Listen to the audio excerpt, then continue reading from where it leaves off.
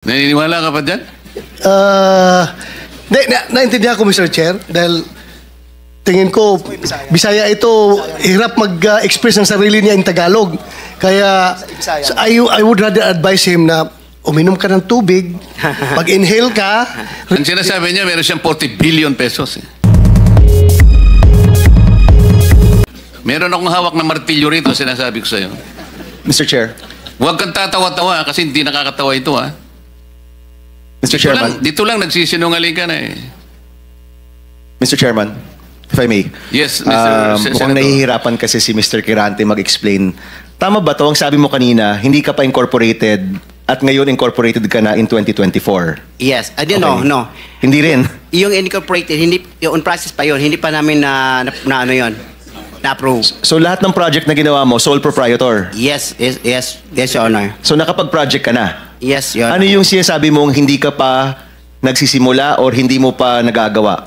Yung incorporated, kasi hindi pa na-approve yung ano namin, hindi pa naman na-practice, hindi pa na-transfer from sole proprietorship into... So kaklaruhin ko lang, marami ka ng project at tama na isa ka sa top 15, correct, Mr. Quirante? Yes, Your Honor. Pero hindi ka pa incorporated? Hindi pa. Yun yung sinasabi mong hindi ka pa incorporated? Yes, Your Honor. Yun yung binabanggit niya kanina, Mr. Chairman.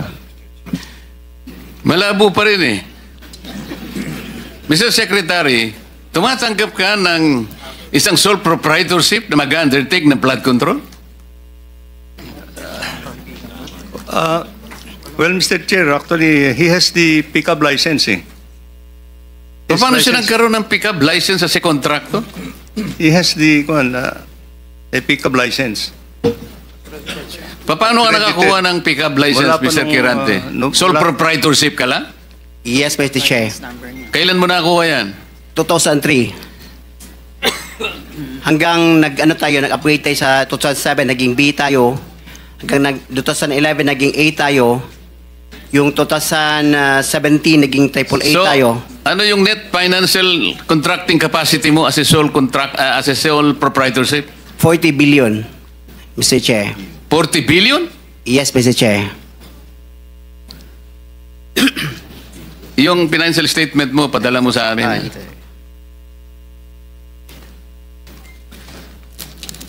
Mr. Chair, if I may. Mr. Chair. Teka muna si Senator JB muna para matapos natin lahat. Quick lang, para sa kanya. Kanino? Kay Randy. Habang hindi pa siya umalis. Naniniwala ka pa dyan? Naintindihan ko, Mr. Chair, dahil tingin ko, Bisaya ito, hirap mag-express ng sarili niya in Tagalog. Kaya, I would rather advise him na uminom ka ng tubig, pag-inhale ka, relax ka, at ang pagsalita mo, huwag mo masyadong bilisin. Naintindihan kita para tayo Bisaya. May difficulty in expressing yourself ka. Hindi ko kinakampihan, Mr. Chair. Ha? Ang sinasabi niya, meron siyang 40 billion pesos. 40 billion. NFCC. 40 billion ang sinasabi niya. NFCC, Mr. Chair. Kaya nga, 40 billion pesos. Yes, Mr. Chair. Oh. Naniniwala ka, Mr. Senator? Ano yung NFTC, Mr. Chair? Hindi ko... Net financial contracting capacity.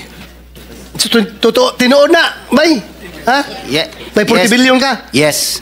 Nakadeposito sa bangko na? Ano sa mga? Ay, hindi. Yung NFCC kinuha sa... Ano yan? Yen o pesos?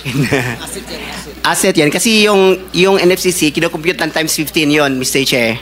Halimbawa, may 1 billion ka sa bangko. Pwede ka sa 15 billion.